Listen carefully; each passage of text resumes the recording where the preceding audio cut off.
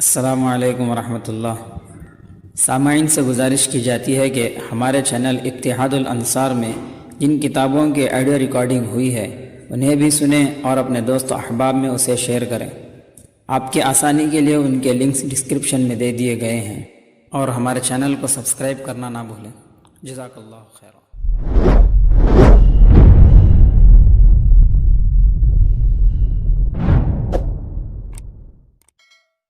بسم اللہ الرحمن الرحیم۔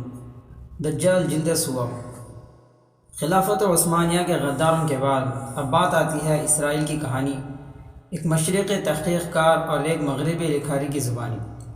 اگلے صفحات میں دنیا مشرق و مغرب سے ایک ایک تحقیق کار کی تحریروں کا خلاصہ پیش کیا جا رہا ہے۔ پہلی تحریر تاریخ کے تناظر میں اسرائیلی ریاست کے مطالعے پر مشتمل ہے۔ اس میں اسرائیل کی زمانہ قدیم سے تا عصر جدید تاریخ پر طائرانہ نظر ڈالی گئی ہے۔ یہ مضمون ڈاکٹر ابرار محی الدین صاحب، شعبہ علوم اسلامیہ، اسلامیہ یونیورسٹی بہاولپور کا تحریر کردہ ہے۔ آن جناب نے اسے اس عاجز کو اخبار میں بغرض اشاعت ارسال کیا تھا۔ اخبار میں تو شائع نہ ہو سکا، یہاں اس کی تلخیص پیش خدمت ہے۔ اصل مضمون اسرائیل سے اسرائیل تک کے نام سے لکھا گیا ہے، اور ادارہ تحقیقات اسلامی بین الاقوامی یونیورسٹی اسلام آباد کے تحت شائع ہونے والے سہ ماہی جریدے فکر و نظر جلد 46 شمارہ 3 محرم ربیع الاول 1430 ہجری جنوری مارچ 2009 عیسوی میں شائع ہوا ہے۔ مصنف کا خلاصہ افادہ عام کے لیے مضمون نگار اور مذکورہ جریدے کے شکریہ کے ساتھ پیش کر رہا ہے۔ مقالے میں دی گئی انگریزی عبارات کا ترجمہ ساتھ ہی دے دیا گیا ہے۔ دوسری تحریر ایک کینیڈین صحافی رابرٹ او ڈرسکول کے خفیہ اسرائیلی دورے کے آنکھوں دیکھے حال پر مشتمل ہے، جس میں قدم قدم پر قارئین کے تجسس و سنسنی خیزی کے ساتھ عالمانہ اور دیانت دارانہ عملی تحقیق کا امتزاج دیکھنے کو ملے گا۔ بیچ میں مربع قوسین میں دی گئی عبارات احقار کا تشریحی اضافہ ہے۔ مؤلف کتاب کے اس حصے کو اسرائیل کی کہانی کا نام دے کر مذکورہ بالا دونوں تحقیق کاروں کے نام کرتے ہوئے ان کے لیے دعا گو ہے۔ دجالی ریاست مشرقی محققین کی نظر میں موجودہ دور مادی ارتقاء کے عروج کا دور ہے۔ اس مادی ارتقاء نے دنیا کو سمیٹ کر ایک بستی بنا دیا ہے۔ مختلف علاقوں کے لوگ اتنے قریب آ گئے ہیں کہ قبل ازیں اس قربت کا تصور بھی ناممکن تھا۔ یہ گلوبلائزیشن بجائے اس کے کہ بنی نوع انسان کے مسائل حل کرتی، لوگ ایک دوسرے سے مل کر خوش ہوتے، ایک دوسرے کے مسائل حل کرتے، دنیا سے جہالت اور غربت کا خاتمہ ہوتا، اور لوگ ماضی کے مقابلے میں زیادہ امن و سکون سے رہتے۔ اس کے برعکس اس کا اثر یہ ہوا کہ انسان کے ہاتھوں دہشت گردی کا شکار ہو رہا ہے۔ یہ دہشت گردی کہیں سیاسی ہے، کہیں قوم پرستانہ ہے، کہیں معاشی ہے اور کہیں تہذیبی۔ اس دہشت گردی کے ساتھ ساتھ اس گلوبلائزیشن نے ریاستی دہشت گردی کو بھی جنم دیا، جس نے کمزور ممالک کے وجود کے لیے خطرات پیدا کر دیے۔ گلوبلائزیشن نے ایک عالمی معاشی استحصالی نظام کو جنم دیا، جس کی پیدا کردہ مصنوعی مہنگائی دنیا کے غریب کو مزید غریب بنا رہی ہے، اور دولت کو عالمی سطح پر چند سو خاندانوں کی تجوریوں میں تیزی سے منتقل کر رہی ہے۔ جس اخلاقی بے راہ روی نے یورپ اور امریکہ کے معاشروں کو تباہ کر کے رکھ دیا، اس سمٹاؤ یعنی گلوبلائزیشن کی وجہ سے وہ اب مسلم معاشروں پر میڈیا کے ذریعے مسلط کی جا رہی ہے۔ اس گلوبلائزیشن کے مسلط کردہ استحصال کے چنگل میں پوری دنیا جکڑی جا چکی ہے۔ اس جکڑن کا مرکز کہاں ہے؟ اول تو یہ بحث چھڑتی نہیں، اگر کہیں چھڑتی ہے تو مسائل کی نشاندہی کے لیے رازی و غزالی، رومی و اقبال کے ایسے ورثاء تلاش کر کے شریک بحث کیے جاتے ہیں جن کو نہ اپنے ماضی کا علم ہوتا ہے اور نہ ہی مستقبل میں تعمیر ملت کی تڑپ ان میں پائی جاتی ہے۔ یہ علمی قلاش بے چارے مسائل کا حل تو کیا بتائیں گے، مسائل کی نشاندہی بھی نہیں کر پاتے۔ ایسے مفکرین کی زیارت چینلز کے تنخواہ یافتہ بتنگڑ بازوں یا اخبارات کے پیڑ لکھاروں کی شکل میں کی جا سکتی ہے۔ انسانی تاریخ کا مطالعہ بتاتا ہے کہ معاشرتی انار کی اخلاقی ضابطوں کی خلاف ورزی مختلف ازمز کی تخلیق ماضی میں یہودی قوم کے سیاہ کارناموں میں سے ایک ہے۔ اس قوم کی پوری تاریخ اللہ کی کھلم کھلا نافرمانی، نسل تعلی، ہوس زر، قتل و غارت گیری اور ظلم سے عبارت ہے۔ اس بد کرداریوں کی بدولت یہ قوم ماضی میں ہر نبی کی بد دعاؤں اور پھر اس کے نتیجے میں اللہ کے عذاب کی مستحق بنی ہے۔ اسی بد کرداری کا یہی نتیجہ ہے کہ دنیا کی دو بڑی الہامی کتب قرآن اور بائبل اس قوم کی مذمت پر متفق ہیں۔ اپنے زمانہ رسوائی ڈیاسپورا میں یہ ہر قوم کے ہاں نفرت کی نظر سے دیکھی جاتی رہی، حتیٰ کہ آج اسرائیل کے مربی و محسن امریکہ میں جب 1779 میں امریکی دستور بنا تو اس وقت کے امریکی صدر بنجامین نے یہودیت کو امریکہ کے لیے سب سے بڑا خطرہ قرار دیا تھا۔ اور حقیقت بھی یہ ہے کہ آج کی دنیا کے ہر فساد میں دراصل یہودی شیطانی ذہن کام کر رہا ہے۔ زار روس کے خلاف بغاوت اور عیسائیوں کے قتل میں یہی ہاتھ تھا۔ بینک آف انگلینڈ کی شکل میں برطانوی معاشیات کے مالک یہی ہیں۔ امریکی میڈیا پر مکمل کنٹرول ان کا ہے۔ دنیا میں سونے کی تجارت ان کے قبضے میں ہے۔ مشرق وسطیٰ میں اسرائیل کے قیام کے بعد سے عالمی حالات اتنی تیزی سے خراب ہونا شروع ہوئے ہیں کہ اس سے پہلے ایسا فساد انسانی تاریخ میں دیکھنے میں نہیں آیا۔ اس کی بنیادی وجوہات اس قوم کے ماضی میں پوشیدہ ہیں، جن کا مطالعہ ضروری ہے۔ اس قوم کی سب سے بڑی خصوصیت اس کی نسلی تعلی کا تصور ہے، جس کے مطابق یہ قوم دنیا کی سب سے اہم اور اللہ کے ہاں پسندیدہ ترین قوم ہے۔ ان کا یہ ذہنی تصور بائبل یوں بیان کرتی ہے کہ خدا نے قوم یہود سے مخاطب ہو کر کہا، I have chosen him in order that he may command his sons and his descendants to obey me and to do what is right and just۔ ترجمہ: میں نے انہیں منتخب کیا ہے تاکہ وہ اپنے بیٹوں کی قیادت کر سکیں اور ان کے امتی میری اطاعت کریں اور وہی کریں جو صحیح اور متعین ہو۔ اسرائیلیوں کی اس نسلی برتری کو ان کی مشہور قانون کی کتاب تلمود یوں بیان کرتی ہے، Heaven and earth were only created through the merit of Israel۔ جنت اور دنیا کو صرف اسرائیل کے معیار کے لیے پیدا کیا گیا۔ Whoever helps Israel is as though he helped the Holy One, blessed be he۔ Whoever hates Israel is like me who hates him۔ قوم اسرائیل کی مدد کرنا خدا کی مدد کرنا ہے اور اس سے نفرت کرنا خدا سے نفرت کرنا ہے۔ تالمود کے اس جملے کے تحت امریکہ کو یہ باور کرایا جاتا ہے کہ عراق اور افغانستان میں وہ جو کچھ کر رہا ہے دراصل خدا کی مدد کر رہا ہے۔ آخرت کی نجات صرف اسرائیلیوں کے لیے مخصوص ہے، غیر اسرائیلی اخروی نجات نہیں پائیں گے۔ ان کا عقیدہ یہ ہے کہ ابراہیم علیہ السلام کسی یہودی کو جہنم میں نہ جانے دیں گے۔ اور دوسری جگہ ہے In the hereafter Abraham will sit at the entrance of Jahannam and will not allow any circumcised Israel to descend into it۔ اور آخرت میں ابراہیم علیہ السلام جہنم کے دروازے پر دھرنا دے دیں گے اور کسی اسرائیلی کو جہنم میں پھینکنے کی اجازت نہ دیں گے۔ جو قوم فکری طور پر اس حد تک تنگ نظر ہو، اس قوم سے کیوں کر توقع رکھی جا سکتی ہے کہ وہ کسی عالمگیر مساوات کا پیغام دنیا کو دے گی؟ یہی وجہ ہے کہ اس کی تاریخ میں عالمگیریت اور مساوات کا تصور ناپید ہے۔ اس قوم کی تاریخ کا زرین دور حضرت داؤد علیہ السلام 1000 سال قبل مسیح سے شروع ہوتا ہے۔ حضرت داؤد علیہ السلام کے بعد آپ کے بیٹے حضرت سلیمان علیہ السلام نبی بنے۔ آپ کے دور میں تہذیب و تمدن عروج پر تھا، روپے پیسے کی فراوانی تھی۔ اس دور میں عالمی حکمرانی صرف اور صرف آپ کے حصے میں تھی۔ گویا اس وقت نیو ورلڈ آرڈر آپ کا چلتا تھا۔ آپ نے بے شمار تعمیری کام کیے، ان میں ایک اہم کام ہیکل سلیمانی کی تعمیر بھی تھا۔ حضرت سلیمان علیہ السلام جب اس کی تعمیر کرا رہے تھے، اللہ کے حضور اس میں برکت کے لیے دعا گو ہوئے۔ اللہ تعالیٰ نے اس دعا کو شرف قبولیت عطا فرمایا، لیکن یہ بات بھی اسی وقت حضرت سلیمان علیہ السلام کے سامنے بیان کر دی کہ اگر تیری قوم میرے اصولوں پر قائم نہیں رہے گی اور غیروں کی پوجا کرے گی تو اس کو میں دنیا کے لیے سامان عبرت بنا دوں گا۔ حضرت سلیمان علیہ السلام کے بعد سلطنت میں سیاسی اور مذہبی اختلافات حد سے بڑھ گئے۔ ان اختلافات میں ایک گروپ کا سربراہ حضرت سلیمان علیہ السلام کا گھریلو ملازم یربعام تھا، جبکہ دوسرے گروپ کا سربراہ حضرت سلیمان علیہ السلام کا بیٹا رحبعام تھا۔ اختلاف حد سے بڑھے تو سلطنت 796 قبل مسیح دو حصوں میں تقسیم ہو گئی۔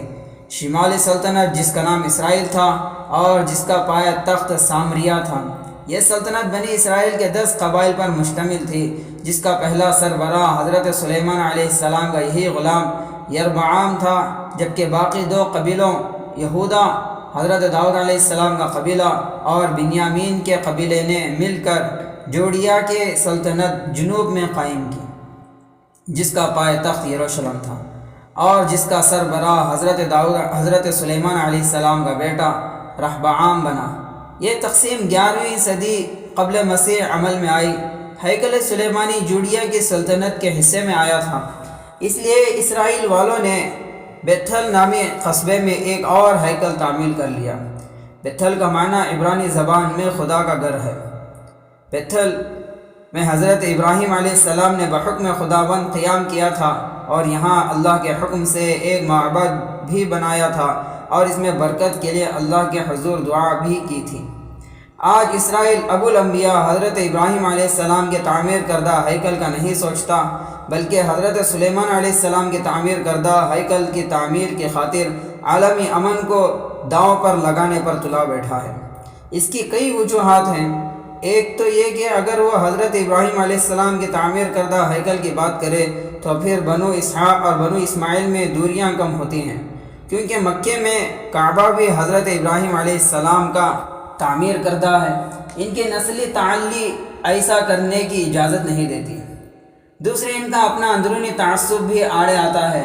وہ اس طرح کہ بیتھل کا ہیکل 10 گمشدہ قبائل یعنی سلطنت اسرائیل کا ہیکل تھا، جبکہ ہیکل سلیمانی باقی 2 قبیلوں بنو یہودا اور بنو یامین سلطنت جوڑیا کے تصرف میں تھا اور موجودہ اسرائیل ان 2 قبائل کا ہے۔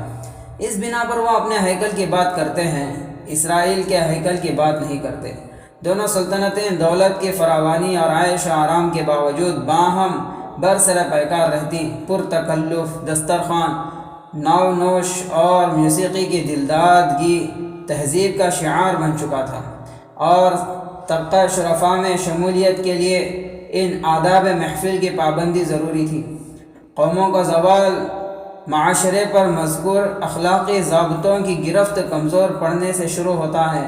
جب قومیں ان اخلاقی ضابطوں کی پابندی کرنا چھوڑ دیں تو تن آسانی، عیش و آرام، شراب و شباب، طبقاتی استحصال اور عدل کی عدم فراہمی معاشرے میں گھر کر لیتی ہے۔ اس طرح قوم اپنے زوال کی طرف لڑکنا شروع ہو جاتی ہے۔ اخلاقی زوال اپنے ساتھ طبقاتی استحصال اور حصول انصاف میں دشواری بھی ساتھ لاتا ہے۔ اس بنا پر ہوس زر نے غریب طبقے پر معاش اور انصاف کے دروازے بند کر دیے تھے۔ تم مسکینوں کو پامال کرتے ہو اور ظلم کر کے گیہوں چھین لیتے ہو، اپنے لیے تراشے ہوئے پتھروں کے مکانوں میں تم نہ بسو گے۔ تم صادقوں کو ستاتے، رشوت لیتے اور پھاٹک یعنی شہروں میں مسکینوں کی حق تلفی کرتے ہو۔ شراب عام ہو گئی تھی، وہ میں خواری سے پر ہو کر بدکاری میں مشغول ہوتے ہیں۔ اس کے حاکم رسوائی دوست ہیں۔ بائبل میں یوشع کا پورا جز یہ بات قطعی طور پر واضح کرتا ہے کہ لبرلزم نے شراب اور زنا عام کر دیا تھا۔ جہاں یہ خوفناک اخلاقی برائیاں عام ہوں، وہاں ان برائیوں کے مقدمات کس کس شکل میں ہوں گے بخوبی اندازہ کیا جا سکتا ہے۔ اس قوم کی اخلاقی بدکاریوں کے بیان کے لیے انگریزی بائبل پروٹسٹنٹ میں ایک جملہ یوں ہے: "You yourself go off with temple prostitutes and together with them offer pagan sacrifice." اس جملے کی تشریح فٹ نوٹ پر یوں کی گئی ہے: Temple prostitutes, these women were found in Canaanite temples where fertility gods were worshipped. It was believed that intercourse with prostitutes assured fertile fields and herds. Catholic Bible کی عبارت اس سے کچھ مختلف ہے، لیکن اس سے بھی یہ پتہ چلتا ہے کہ یہ حرام کاری معبدوں میں بھی ہوتی تھی۔ اس حرام کاری سے یہ تصور وابستہ تھا کہ خدا خوش ہو کر ان کو معاشی طور پر خوشحال کرتا ہے۔ جس معاشرے کی قدریں اس حد تک زوال کا شکار ہو جائیں کہ سیاسی اور مذہبی لوگ بھی بدکار ہو جائیں اور شریف آدمی معاشرے میں اپنے آپ کو اجنبی سمجھنے لگے، تو پھر عذاب الہی ان معاشروں کا مقدر بن جاتا ہے۔ چونکہ یوشع نبی نے انہیں یہ بتا دیا تھا، سامریہ اپنے جرم کی سزا پائے گا، کیونکہ اس نے اپنے خدا سے بغاوت کی ہے۔ وہ تلوار سے گرائے جائیں گے، ان کے بچے پارا پارا ہوں گے اور بردار عورتوں کے پیٹ چاک کیے جائیں گے۔ اب آئیے دوسری یہودی ریاست یہودا یعنی جوڈیا کا حال بائبل کے حوالے سے سنتے ہیں۔ جوڈیا کا پہلا حکمران حضرت سلیمان علیہ السلام کا بیٹا رہبعام تھا۔ مرکزی ہیکل سلیمانی ان کے پاس تھا۔ ان میں مشہور انبیاء عیسیٰ، حزقیل اور جرمیہ ہوئے ہیں۔ ان انبیاء کے تمام تر مساعی سعیدہ کے باوجود اپنے اسلاف کی تمام تر برائیاں ان میں بھی بدرجہ اتم پائی جاتی تھیں۔ ہم نے حضرت موسیٰ علیہ السلام کے دور میں بیان کیا ہے کہ بڑے بیٹے کی قربانی کا تصور ان میں معروف تھا۔ قرائن یہ بتاتے ہیں کہ اسرائیلی سلطنت میں اس کا تصور نہ تھا، لیکن جوڈیا کی سلطنت میں اس رسم بد کی ابتدا جوڈیا کے فرمانروا ارہار نے کی۔ اس رسم بد پر سب سے زیادہ احتجاج نبی وقت یرمیاہ نے کیا۔ اس طرح یہودا خدا کے مجسموں کی پوجا کی جاتی تھی۔ شرک اور بت پرستی اس حد تک قوم میں گر کر گئی کہ آگے چل کر ان کے ہاں سورج دیوتا کی مورت کی پوجا بھی شروع ہو گئی، جس پر حزقیل نبی نے سخت سرزنش کی۔ تمہارے اونچے مقاموں کو غارت کیا جائے گا اور تمہاری قربان گاہیں اجڑیں گی اور سورج دیوتا کی مورتیاں کو توڑ ڈالی جائیں گی۔ زناکاری ان میں شروع دن سے جڑ پکڑ چکی تھی۔ اس کا ذکر ہم نے حضرت موسیٰ علیہ السلام کے دور کے حالات میں بھی کیا ہے۔ یہ برائی بھی جوڈیا میں زوروں پر تھی۔ اس بارے میں اللہ تعالیٰ سے منسوب یہ قول بائبل کا حصہ ہے، میں نے جب ان کو سیر کیا تو انہوں نے قحبہ خانوں میں بدکاری کی اور ہر ایک صبح کے وقت اپنے پڑوسی کی بیوی پر ہنہنانے لگا۔ اس ملک میں لوطی بھی تھے جو وہ سب مکروہ کام کرتے تھے جن کی بنا پر اسرائیلی مستوجب سزا ٹھہرے تھے۔ یہ بدکاری ان میں اس حد تک بڑھ گئی کہ محرم رشتوں کا تصور بھی ان کے ہاں ختم ہو گیا۔ تیرے اندر وہ ہیں جو فسق و فجور کرتے ہیں، تیرے اندر وہ ہیں جو اپنے باپ کی حرم شکنی کرتے ہیں، ناپاکی کی حالت میں مباشرت کرتے ہیں۔ کسی نے دوسرے کی بیوی سے بدکاری کی، کسی نے اپنی بہو سے کی، کسی نے اپنی بہن کو رسوا کیا۔ تیرے اندر ہوس زر کی وجہ سے خون ریزی کی گئی، تو نے سود لیا اور ظلم کر کے اپنے پڑوسی کو لوٹا۔ بائبل کے اس بیان کو پڑھنے کے بعد آج امریکہ میں اٹھنے والی اس تحریک کا جائزہ بھی لیں، جس کا بنیادی مقصد رشتوں میں محرمات کے تصور کو ختم کرنا ہے۔ سن 1960 کی دہائی میں 79 ایسی فلمیں دکھائی گئیں جو محرمات سے نکاح پر مبنی تھیں۔ امریکی رسالہ ٹائم نے ان رجحانات پر پسندیدگی کا اظہار کرتے ہوئے ایک مضمون لکھا جس کا ایک جملہ یوں تھا: "Incest taboo is dying of its own irrelevance." اس موضوع پر فلمیں دکھانے کا مطلب اس قبیح فعل پر شرمانے کے بجائے فخر کرنا ہے۔ یہ بات امریکی معاشرے میں نئی نہیں ہے۔ جوڈیا کی سلطنت میں عوام اتنے روشن خیال تھے کہ وہ اس قسم کی بدکاری پر شرماتے نہ تھے۔ کیا وہ اپنے مکروہ کاموں پر شرمندہ ہوئے؟ وہ ہرگز شرمندہ نہ ہوئے، بلکہ وہ لجائے تک نہیں، اس لیے وہ گرنے والوں کے ساتھ گریں گے۔ ان کی اخلاقی بدکاریوں کا ایک جزو راتوں کو شباب و کباب کی محفلیں سجانا ہوتا تھا، جس کو آج کی مغربی تہذیب کا لازمی جز خیال کیا جاتا ہے۔ ان پر افسوس جو صبح سویرے اٹھتے ہیں تاکہ نشے بازی کے درپے ہوں، اور جو رات کو جاگتے ہیں جب تک شراب ان کو بھڑکا نہ دے۔ ان کے جشن کی محفلوں میں ربط، ستار، دف اور شراب ہے۔ وہ خدا کے کام کا نہیں سوچتے، وہ ہر طرف سے اپنا نفع ہی ڈھونڈتے ہیں۔ ہر ایک کہتا ہے تم آؤ میں شراب لاؤں گا اور ہم خوب نشے میں چور ہوں گے، اور کل بھی آج ہی کی طرح ہوگا بلکہ اس سے بھی بہتر ہوگا۔ بائبل کے ہر دو حوالہ جات سے یہ اندازہ ہوتا ہے کہ اس قسم کی پارٹیاں کاروباری بنیادوں پر ہوتی تھیں۔ جیسا کہ آج کا مہذب 5 اسٹار کلچر ہے۔ اس اخلاقی معاشرتی بگاڑ کی اصلاح کا کام وہاں کے مذہبی طبقے کی ذمہ داری تھی، لیکن اسرائیلی ریاست کی طرح یہاں بھی مذہبی طبقہ بذات خود معاشرے پر ایک اخلاقی داغ تھا۔ اس دور کے مذہبی لوگوں کے کردار کو بائبل مختلف مقامات پر اور مختلف حوالوں سے بیان کرتی ہے۔ ان میں سے چند مقامات ملاحظہ ہوں۔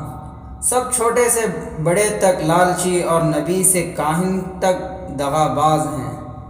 میں نے سامریہ کے نبیوں میں حماقت دیکھی ہے، انہوں نے بعل کے نام سے نبوت کی ہے۔ میں نے یروشلم کے نبیوں میں ایک ہولناک بات دیکھی ہے، وہ زناکار، جھوٹ کے پیرو اور بدکاروں کے حامی ہیں۔ کوئی اپنی شرارت سے باز نہیں آتا، وہ سب میرے لیے صدوم اور عمودہ کی مانند ہیں۔ اس کے کاہنوں نے میری شریعت کو توڑا ہے، انہوں نے نجس اور طاہر میں فرق نہیں کیا ہے، انہوں نے مقدس اور عام میں فرق نہیں کیا۔ اس کے عمراء شکار کو پھاڑنے والے بھیڑیوں کی طرح ہیں، جو ناجائز نفع کی خاطر خون ریزی کرتے اور جانوں کو ہلاک کرتے ہیں، اور ان کے نبی ان کے لیے کچی کہکل ہیں، باطل خواب دیکھتے اور جھوٹی فالگیری کرتے ہیں اور کہتے ہیں کہ خداوند یوں فرماتا ہے، حالانکہ خدا نے نہیں کہا۔ حزقیل علیہ السلام کے ان الفاظ کو قرآن کریم نے لولا ينهاهم الربانیون والاحبار عن قولهم الاثم واکلهم السحت کے الفاظ سے بیان کیا ہے، جو اس قوم کے مذہبی طبقے کے منہج حیات کو واضح کرتا ہے۔